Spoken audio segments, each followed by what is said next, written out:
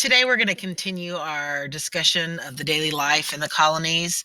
We're going to start with a video and then we're going to read some pages out of the textbooks and do some discussion questions again. So let's start with our video. People in colonial America had to make a living without the saving machines we enjoy today. They had to meet many of their needs for food, clothing, and shelter through their own effort. All family members worked together to carry out this work. Many times, an extended family would live together in one house on one plot of land. Parents, children, aunts, uncles, cousins, and grandparents all contributed to daily chores. At home, men and women worked hard, but their responsibilities were usually different.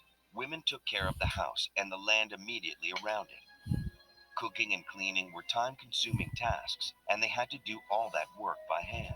Along with handling these household chores, farm wives often helped their husbands. At busy times, like planting and harvesting, they helped in the fields.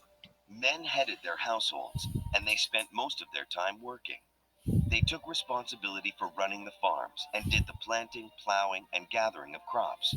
They also built their homes and hunted animals for food. Children helped at home too. Young children had tasks like gathering wood and water.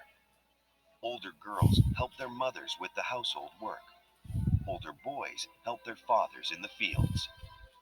Colonial America had three social groups or classes. Most people belonged to the middle class. They owned farms or businesses. The small upper class or gentry included wealthy farmers, government officials, and lawyers. At the bottom were indentured servants and enslaved Africans. Indentured servants received passage to America on a ship. In return, they agreed to work for a specific period of time for the person who paid for their passage. Once that period was finished, they received land, tools, and other supplies to help them start their own farms. Colonists were able to govern themselves. In 1619, the leaders of Virginia gave free white representatives they called burgesses. This was the first representative assembly in the colonies. Other colonies created similar governing bodies. But Britain also passed laws that affected the colonies. Britain would gain financially if the colonies were successful. To ensure this success, Britain passed trade laws that taxed all goods imported to or exported from the colonies. Colonists were part of a triangular trade network. Shippers carried goods from Europe to West Africa, where they were traded for slaves. They took the slaves to the Americas.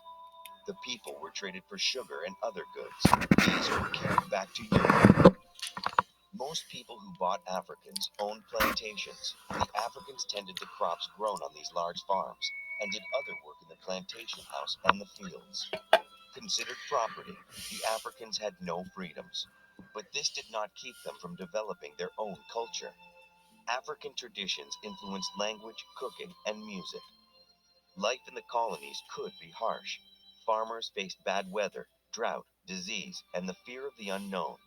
But the brave people who first settled in North America would soon create a new nation. Okay, so we watched our video. Now we're going to go to our the My World. We're going to read 176 through 179.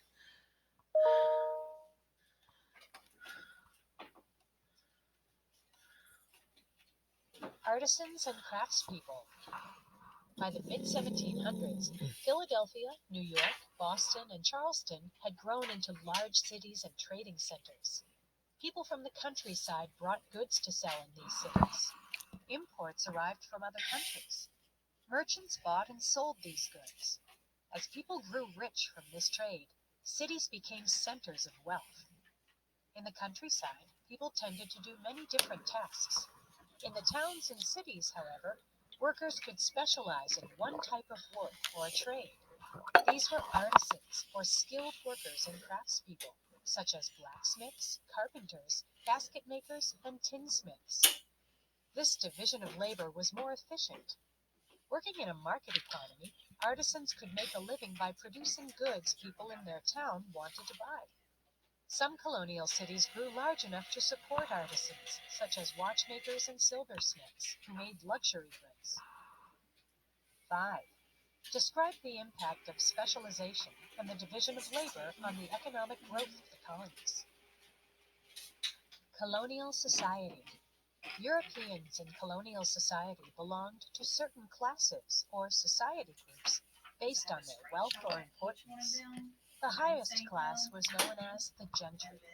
It included wealthy landowners and merchants, as well as church officials. Often, government and community leaders came from this group. The largest number of colonists belonged to the middle class. This class included small farmers, shopkeepers, and village artisans. These people were not rich, but they earned a living. They had little left over after meeting their basic needs. Most middle-class men were able to vote. The lower class consisted of ordinary workers and servants. This group of people did not own property or businesses. Unlike today, in colonial times, lower-class members were not allowed to vote. A worker on a fishing boat or on a farm would belong to this class. So would an indentured servant or apprentice. Indentured servants worked without pay for a period of time in return for food, clothes, and transportation. Enslaved people were considered lower than these three classes of society. In colonial life, class was important. People usually sat according to their class. It was possible, however, for a hard-working person to move up in class. 6. Complete the diagram with information from this page. Daily life in the colonies. Work, of course, was a big part of daily life. Chores at home took a lot of time and skilled effort. Women made clothing, candles, and other household items. They grew, preserved, and prepared food. Most women cared for children. This could be a big challenge in families with more than a dozen children.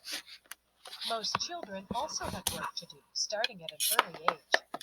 The chores became more demanding as the children grew older. Many children were sent away at age 12 to begin training in a trade. When they did have time for fun, children played with simple toys. These included metal hoops from barrels, dolls made of corn husks, or tops made from scraps of wood and string. Children sometimes made work into a game.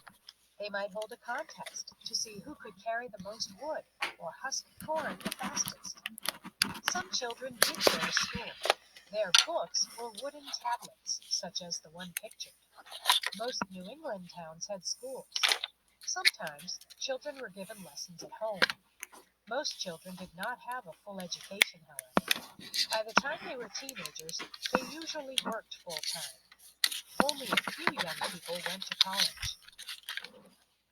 Religion was always important to colonial life. In the 1730s, however, an event called the Great Awakening took religious interest to a new level. Preachers traveled from town to town giving fiery talks that inspired listeners. Large crowds of worshippers would gather for these talks. The Great Awakening helped spread religious feelings.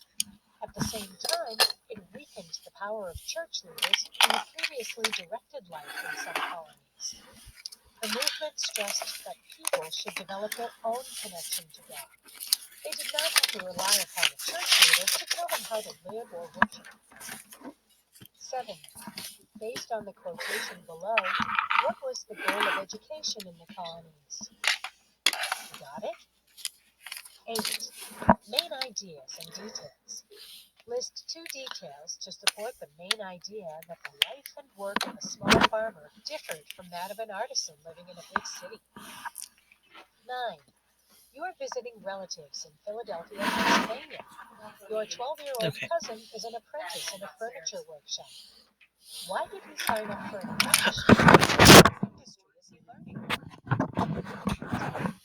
Describe how the British changed the free enterprise system in colonial America. So now that you have read, or we have read, and watched the video on colonial America, there, if you click here on discussion questions, there are some discussion questions here, and you need to answer at least 3 of them. So you'll answer 3 of those, and we'll see you tomorrow.